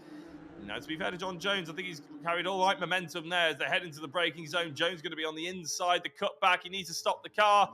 I think he's gone too wide. There goes Ben Smith. Yeah, there he went. Well, a stout defence as we're used to seeing from John Jones, who has generated a bit of a reputation for being harder to pass than a cyclist on a country lane, and eventually it was only a mistake that allowed Ben Smith through. Ben Smith through into the lead and should now set sail, you would imagine, unless Jones is going to try and come back at him here into Agostini. Stranger things have happened, but no, he's a bit too far back and actually now needs to turn his attention to defence, really, because Paul Laramie's eager to try and get through as well. He almost had the switchback on the exit of Agostini, but a bit too aggressive on the loud pedal, and a snap of oversteer means that he stays in third for the time being. But I think only a matter of time, really, Jack, before Laramie's able to follow through. The trouble is that Ben Smith's gone already. Yeah, I don't think anybody's catching Ben Smith now, but it's up to Laramie to try and get second place, which he almost sounded bored in the interview, didn't he? He's a bit of a sort of repetitive nature about it. Ben Smith never seems bored of having the first place interview. It's funny that, isn't it? How one position can make all the difference, really. But yeah, it'll be up to Laramie now to get the move done. He'll be hoping as efficiently as Ben Smith did, but it's taken him a little bit longer. But he's got the inside going into Bommel as a swervy John Jones off the corner there. And as they go through Bommel, Laramie does have second place in class all wrapped up. I've been keeping an eye on Joel Lask's progression through the order as well, because of course we were having a look at Nicky Taylor in the first race, Andy, and his sort of comeback. Well, Joel Lask, I didn't see really whose fault it was or anything through the first corner incident on the second race, but he's got a bit of a bigger gap than Nicky Taylor. He's not in as good a position as Nicky was on that recovery drive, 20 minutes ago. No, he's not. Ironically, of course, it was he who tangled with Nicky Taylor and put him in that position in race one, and now Joel having to do the same thing down in 8th position, as you said. But yeah, he needs to try and close in on the group of cars ahead. The trouble is the next group is Josh Martin, Ethan Hill and Jay Warren, and they themselves are 3 seconds behind this, which is the lead gaggle heading down the Bentley straight. And well, really, it's more a three-way fight for second, isn't it? Absolutely dropping away ever further from the race leader and more into the clutches of Carl Felmus and Elliot Dalton Ayres behind. The three of them wind their way through Brundle and Nelson. Josh Martin behind, getting very sideways and missing the apex completely at Nelson as a result. But Carl Felmus between a rock and a hard place here, isn't he, really? He'd like to try and have a go at Eric Axelsson, but he's painfully particularly aware of the fact that Elliot Dalton-Ayres is behind him and is on form tonight. Picked up that good result, great result, in fact, a race win in the first race. Elliot will be on a high and keen to try and get back on the podium. So Felvis knows if he makes a bit of a lunge on Axelsen, it had better work. Otherwise, it could leave the door open for Dalton-Ayres to come through as well. The classic 3-car and being the person in the middle cliche in racing, isn't it, really? But I think from Felvis's point of view, third or fourth, in terms of points, it's not a massive difference. All that's important is that he comes within the top 5, and he's already outscoring what he did in his drop rounds and everything like that. So his drop rounds are really solid. In fact, last week could have been a drop round because it was exactly the same as what the actual drop round he's taken from round 2, sorry. So he's in a strong position pretty much as long as he doesn't make any contact, as long as he doesn't spin here, he's in a really good position to pick up really good points, and he'll be extending that championship lead, which is ultimately all he really cares about, because Jay Warren is stuck down in 7th. Warren obviously didn't even come on the podium in race 1, so that lead is extending. Nicky Taylor is, after Jay Warren, is the next person he has to worry about, and going into tonight, I think he was a good 40 points back from him. So yeah, it's all going Kyle's way. Whether he gets 3rd or 4th doesn't really matter for him, I would say right now. He's done a good job. And I'm really noticing that when we speak to him, actually, because I think the Carl Felvis of a couple of seasons ago would have been spitting feathers after race 1 and would have been really frustrated, disappointed that the race win had got away from him. I think the Carl Felvis of the here and now is very aware of the fact that it's all about scoring points. You know, this unbroken run of top 5 finishes will ultimately claim him the championship. It will only be if he starts regularly finishing outside of that top 5 now that he starts getting himself in some trouble. So I do think Carl is approaching this, we've mentioned this before, but approaching it with a very different mindset. And I think this is a perfect example, really, of that to be demonstrated. Jay Warren, meanwhile, stuck behind Ethan Hill here. This is the battle for 6th position. We're on board with Ethan looking back at the yellow and black car, which was so quick at the start of the season. Really, Jay Warren should have more than 2 wins by this point. Arguably should have won the very first race of the season had it not been for a bit of a lack of confidence on cold tyres in the early stages. But here he is, stuck in 7th place and really feeling his championship hopes starting now to dwindle a little bit. Back in the Cayman class, John Jones is 3rd-ish. He might not be by the time he comes out of Nelson. No, just about manages to stay between the white lines, but under big pressure now from the race 1 podium finisher, Chris Blakey. Yeah, he's trying those wet lines, isn't he? On the outside, on the dirty stuff, it's not quite worked for John Jones, and Chris Blakey gets a little bit close to him and ends up actually almost falling off the circuit himself. I'm not entirely sure what these guys are doing, but hopefully they're enjoying themselves. That's all I can hope for 3rd place on track, of course, with Ben Smith somewhat. How far up ahead is he now? Is he over 6 seconds yet? I think it's just waiting for it to tick over. There is Ben Smith. Is nearly 6 seconds, 5.5 to be precise. And you just see Laramie in the background of your picture. There we go as they go through the 2nd corner. The GT4 class again, probably wrapped up. Maybe we'll get through more than 3 questions with Ben Smith before he gives me an answer that I don't like for this next interview. Exactly so. So out of Nelson they go. Eric Axelsen here getting boxed in behind one of the Cayman cars. That's Mark Stokes, I think, and this might allow Carl Felvis an opportunity to come through. It almost allowed Carl Felvis an opportunity to get turned around, though. Actually, there was very nearly contact there, and I think he's going to think twice about lunging at the inside into Murray's corner. Taylor then 2 seconds up the road now from this group, and Eric Axelsen really having to fight a rearguard action here. Carl Felvis, though, is the man behind him, and a bit like in race 1, Jack, when I said that Felvis would be particularly feeling the pressure because it was Joel Lask behind him, a driver who's known to be aggressive and willing to take a bit of a lunge. Eric will know that Carl Felvis is very much driving with a championship head on his shoulders right now, and that might just mean that Eric Axelsen shouldn't feel the need to watch his mirrors or drive overly defensively, because the chances of Carl Felvis taking a big risk here are quite lower than if it was a non-championship contending driver. It's a very different Carl Felvis, is what we're trying to say. You mentioned it earlier. That is attacking Eric Axelsen right now. I think if Eric looked in his rearview mirrors maybe even 3 championships ago, he'd be slightly worried, and it would be a similar case of what we saw earlier with Lask and Felvis as Eric gets a little bit squirrely on the exit there. But this is a much nicer position for Eric to be in, because he knows he's got a driver that's not going to take 30% risks. If a mover's only 30% on, Kyle isn't going to take it, unlike what maybe he used to do and what the likes of Nicky Taylor used to do, which, to be fair to Nicky, actually, as well, we didn't see what happened in race 1 with him for losing those positions, but he doesn't seem to be taking those kind of risks either. They're a majority risk now rather than a minor risk rather than a majority risk, when in terms of taking overtakes. So it's quite interesting.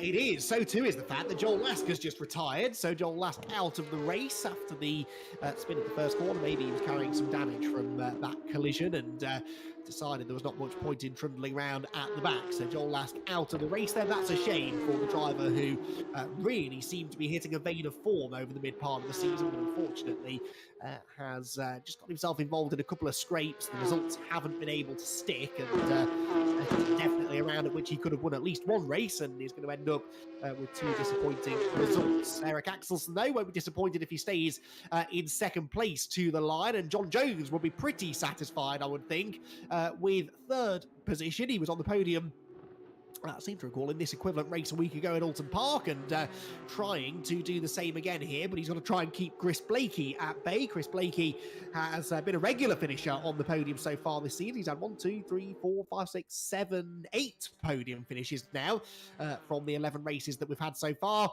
and he's pushing on here, Jack, to try and make that a 9th. Yeah, and he's sort of, I would say, though, making a slight meal of this. I don't think John Jones is particularly driving perfectly in terms of a defensive drive. He's been offline quite a bit, but then every time Chris Blakey seems to get up to the back of him, he's having a problem as well, and he's sort of maybe overdriving it. He's snapping to the outside. I get that maybe John Jones is doing some stuff that is slightly unexpected, but still, you'd be thinking Chris Blakey has been following him enough now to know where to make the move and stuff like that, going right to the outside of Murray's because John Jones has gone right to the inside of it. It's okay, you need to sort of go slower into the corner and then potentially get a better exit and get that cut back, but it's not seemed to be working. Look at that, Carl Felvis making Eric Axelsen slightly defensive. Do you reckon Eric knows Kyle is going to be a little bit more conservative and he's almost backing him into Elliott Dalton Ayres? Is that potentially a tactic?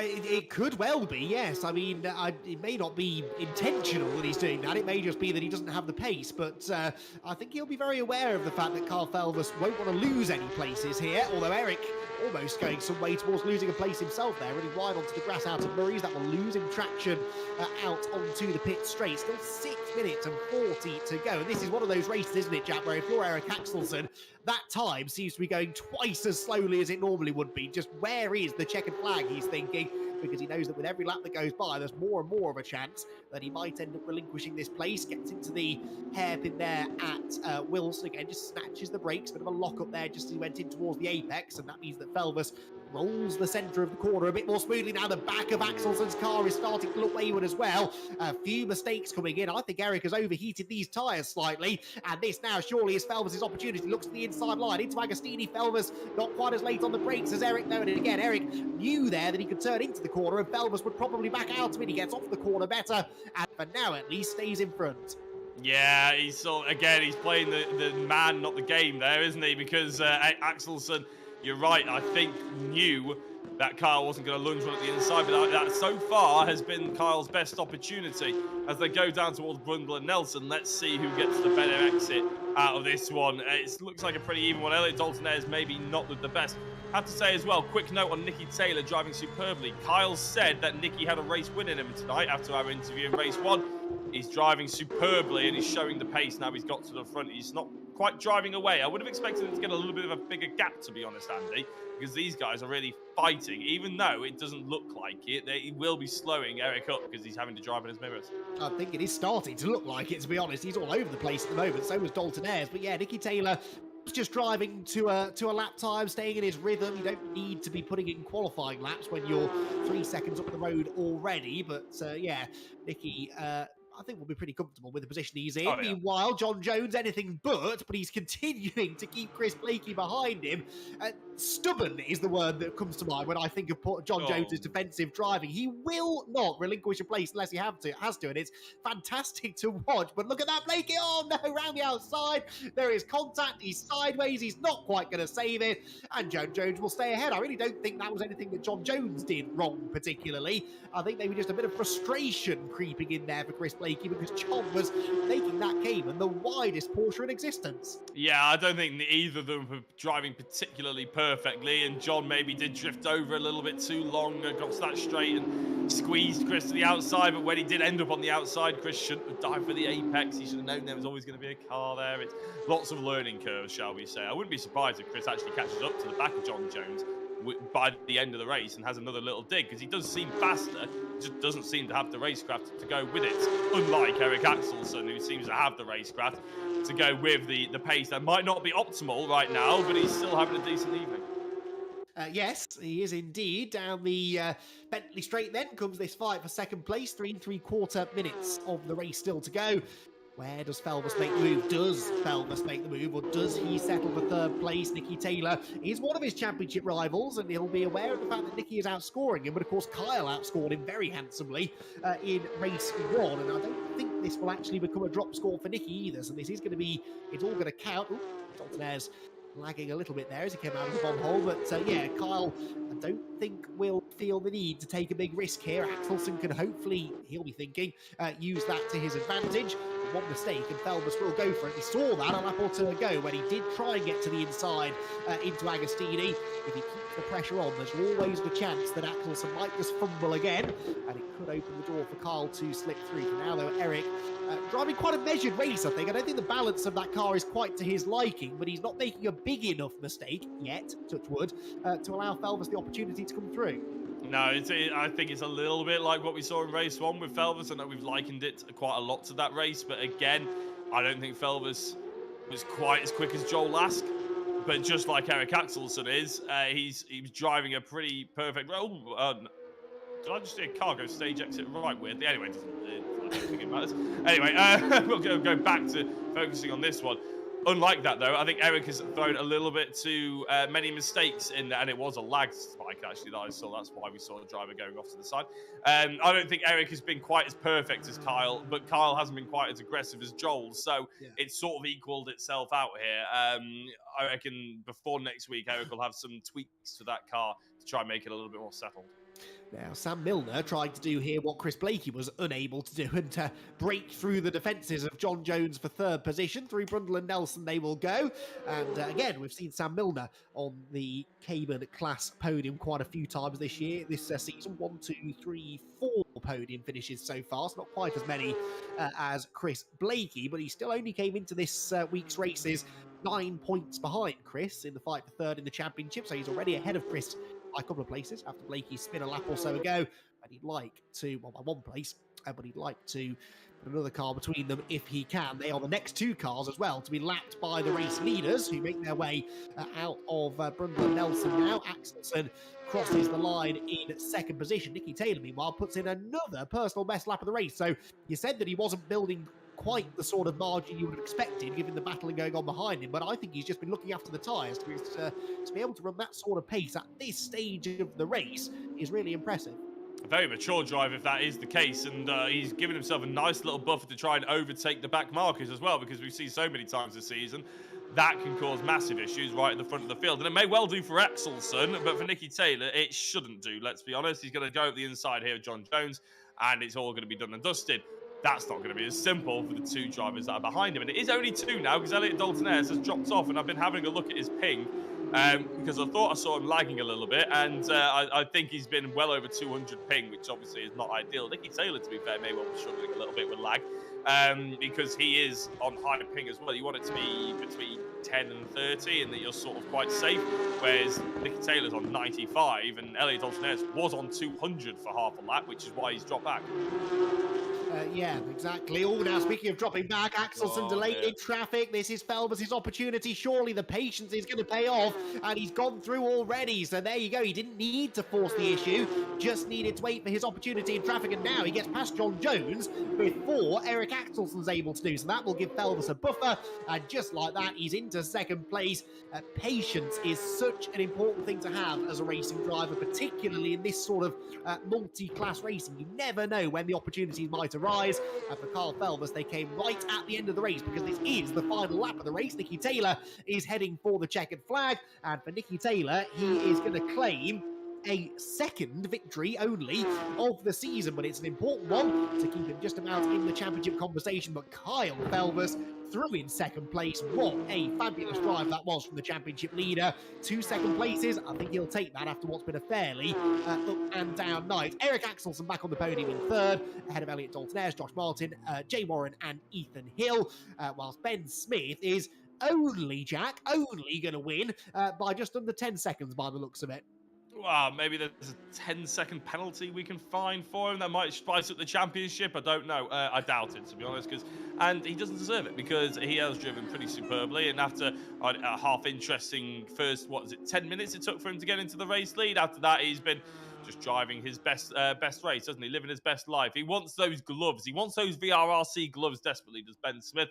And he's well on course for it. And to be fair to Andy, I'm not just kissing up to VRRC and Rich right here, but the gloves are probably the best bit of merch you can win.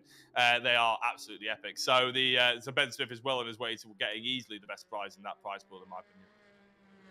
And yes, apparently Ben saying that he needs some new racing gloves. He's not the only one, by the way, Rich. I am in the market for a new pair of racing gloves. Just putting that out there. Right then, through Corham he goes towards Murray's Corner. Another dominant drive for Ben Smith. It's going to be 9.5, nearly 10 seconds his winning margin as he strokes it home, weaves in celebration across the line. And Ben Smith, I'm actually losing track now of how many wins he's had. He won 2, 4, 6, 8 wins now from the 10 races that he has competed in. Paul Laramie's shot at the championship now looking pretty remote, it has to be said. The only saving grace is that Ben Smith has used his drop score, so mathematically it will go down to the wire, but realistically Ben Smith has put the beating really on Paul Laramie, who has to settle for another second place. John Jones, of course, has already claimed third, but was 1 lap down. Right then, that's our racing done for the night, but we've got plenty more to come. We'll hear from our podium finishers in just a minute or two.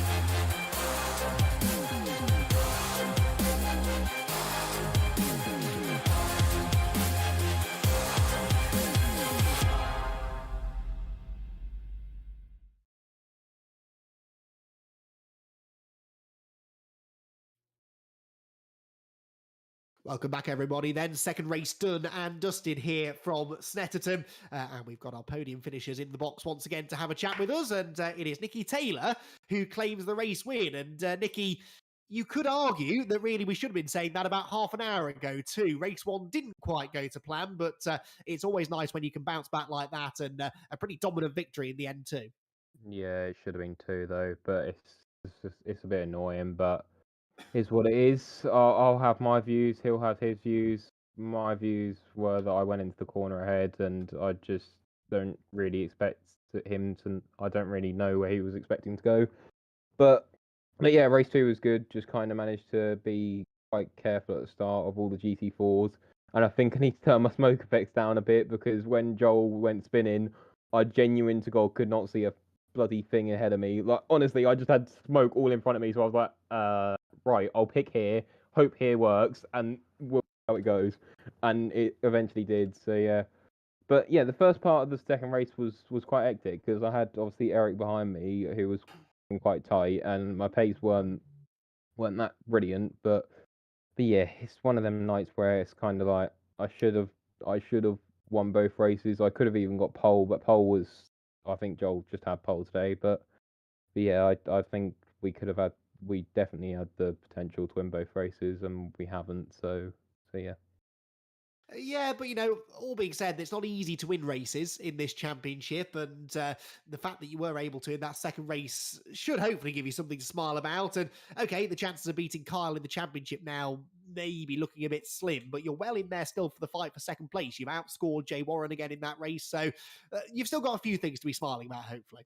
Yeah, I mean, at the end of the day, in all fairness, I'm not really too fussed about winning this championship because I don't really need a wheelbase. So Kyle needs it, so I'll give it to Kyle. Kyle can have that. So yeah, I'm kind of just looking really for third because third has got a handbrake, and that's the one real thing I need to add to my setup. Doesn't mean if I'm going into the last round and I've got a potential for second, I'm not going to go for it. But yeah, it's one of them.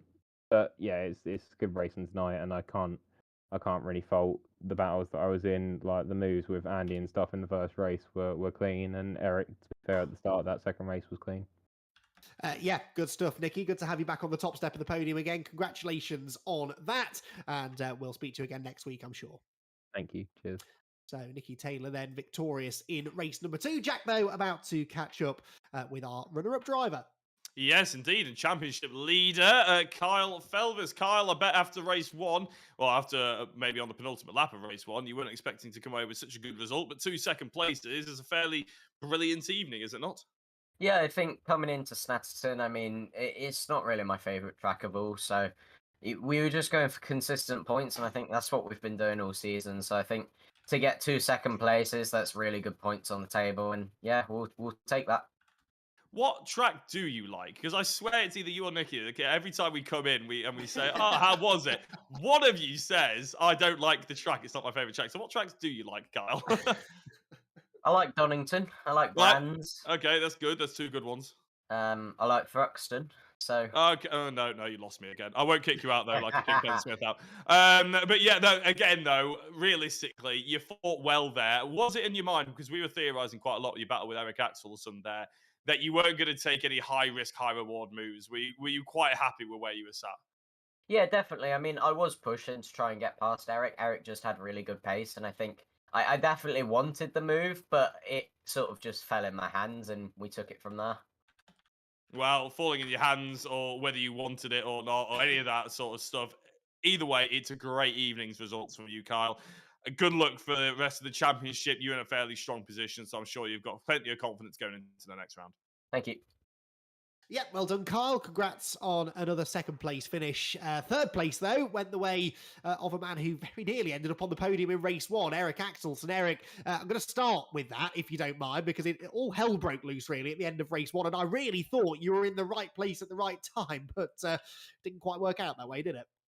Nah, a bit unlucky there at the end. I was really happy, to find myself in fourth place in race 1 because I didn't have much practice. This is not my favorite track, and I didn't really have the pace, So I was really happy with being in fourth, and then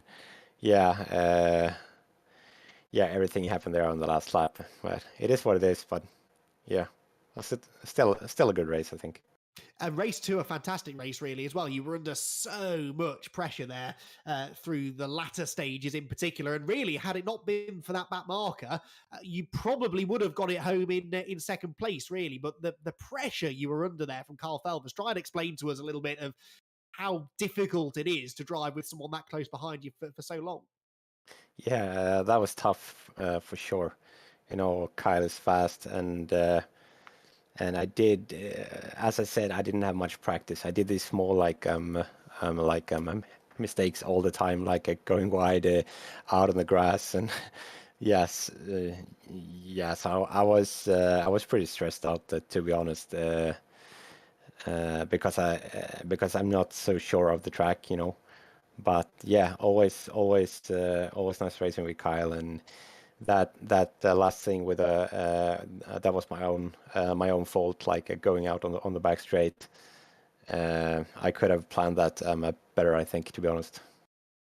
Well, yes, I guess so, but timing of the traffic not easy really to manage, was it? So you did all right to come out with a podium finish. Hopefully not the last time we get to speak to you before the season's over, Eric. Another solid night for you, though. Well done. Thank you, Andy. So they're the Cup class top 3. We now move on to the Cayman GT4s. And right then, we had some controversial line of questioning last time, Jack. Where are we going this time with our class winner? Well, I'm gonna leave it for the second and say, give him a chance to speak this time. Congratulations, Ben Smith. That must be a fairly happy day's results. I mean, it must feel like Groundhog Day at this point, but yeah, are you happy? No, that was brilliant. I really enjoyed that race too because I I ended up at the back again, having been caught up in a little something at the second corner. But yeah, fighting through, had a really nice battle with Paul at one point. I'm not sure if it was caught on the stream, but that was really good. It was Ooh. all caught. Don't worry, because it's the most interesting thing we've had in the GT4s all season. So yeah, it was caught. Don't worry. It was a good battle with Paul, and then Paul's battle with John Jones was also very entertaining as well. So there's plenty of GT4 action that we got to go through there. I'll throw some quick fire questions at you because I prepared them, so why not? And when by the time you give me an answer I don't like, I'll kick you off again. Football or Sounds rugby? good. Football. Good. Dogs or cats? Dogs. Oh, you're on for a flyer here. Xbox or PlayStation? PlayStation every day. Oh no, it's a trick question. PC was the one we were going for. Well. All right. No, I also wanted to say, Ben, that I won't keep you any longer, but I also won't kick you out. We've given you the driver of the round because, frankly, you've been superb from start to finish in the championship so far. And we needed to give you it at some point. You drove brilliantly, and you gave us some entertainment in that second race as well. Finally, so we decided to give you driver of the round. Oh, thank you very much. Fantastic. Well, congratulations, Ben, on the driver of the round and the double race victory as per usual as well. We'll be speaking to you next week, I'm sure. See you soon. There you go, then. Make life difficult for yourself, and you could walk away with an extra prize at the end of the night. Well done, Ben, though, on 2 more great results. Paul Laramie, second place again. He just can't be beaten, can he? I mean, you put up a really, really solid defence that time. You gave it your all, didn't you? We could see that. Yeah, I was trying everything I could. I just left a bit too much room coming out one of the corners, and he got up the inside. But it was a good fun driving past. It was trying to get past John. I was hoping to get past a bit earlier to get a bit of a gap, because John can be tough to pass at times. I was hoping to get past a little bit earlier on, but didn't quite get past. He caught up, and yeah, it was good fun, good to battle. And then just once I got past John, it was just second place and maintain the space. There was some really, really good racing actually between you and John, and then you and Ben as well. Is Ben someone you enjoy racing wheel to wheel with? Obviously frustrating because he's hard to keep behind, but when you do have battles on track, it usually looks pretty lively. Yeah, it is, and it's good racing with Ben because you don't feel like he's going to hit you off or take something that's out of the. It's close, it's fast, but yeah, it's good. It's good to race with him. Thoughts on next week then? We head abroad again for the second time this season to Paul Ricard, a very different kind of track. Anything in that circuit that you think might give you that little edge you're searching for? It's not what we've done for a little while, but I do enjoy racing there. So, well, then first, I might probably enjoy most of the racetracks we go to. So, I'm probably the opposite of Nicky and Kyle in that fact. I don't mind which way we race at as long as we're racing at them. So, yeah, it's a good track. It's good fun to drive. So, let's see how we get on. There we go. A bit of positivity at last. That's what we like to hear, Paul. Always a pleasure to chat to you. We'll see you again next week. Good, Andy. See you later on. Bye. And finally, hopefully we'll get a chat with him this time. John Jones joins us in the commentary box, and he can catch up now with Jack. Yeah, just to make sure, John, that we have you. Are you there? Hello, good evening. Oh, fantastic. I'll tell you what, John, it's always a pleasure to have a chat to you. That race looked very, very stressful from your perspective. Not particularly. Oh. If you got a lighter car, it's good fun with the guys behind because all you got to do is disrupt them in the corners and they can't catch you on the straights and it really annoys them. Disrupting in the corners is probably the most PC way of putting that battle. And yeah, it did look like good fun though, didn't it? I mean, obviously you were battling with the likes of Paul, you were battling with Ben, and but also you were sort of traveling further forward. And I thought at one point you were going to become a real headache for the GT3s. Going into Agostini, you sort of stage exit right and went round the outside a little bit. Was that a mistake or was that a bit intentional? No, I mean, I kind of saw them coming, and at the end of the day, keep out the way of the GT3s if you can. There's no point trying to interrupt them. And I could see on the radar, the GT4 boys were quite a way behind, so it was all under control at that stage. All under control is something we like to hear. Sorry, John. Lastly, as well, your battle with Chris Blakey that lit our screens up for quite some time. That looked like a really good.